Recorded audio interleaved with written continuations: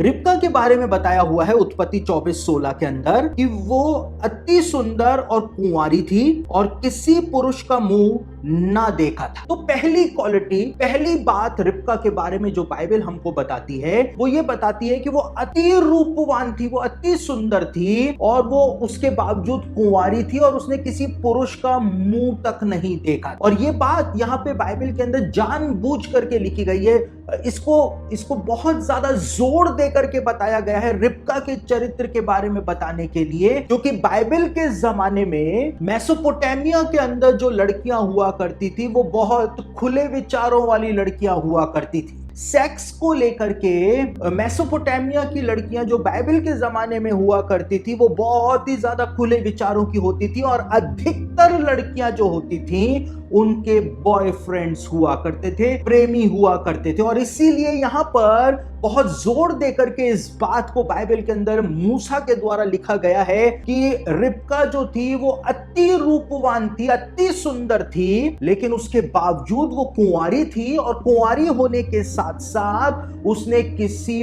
पुरुष का मुंह तक नहीं देखा था, यानी उसका कोई प्रेमी तक नहीं था, उसका कोई बॉयफ्रेंड तक नहीं था। और ये उसके लिए एक मेरिट गिना गया था, उसके गुण के रूप में सबसे पहला गुण बाइबल के अंदर यही बताया गया था।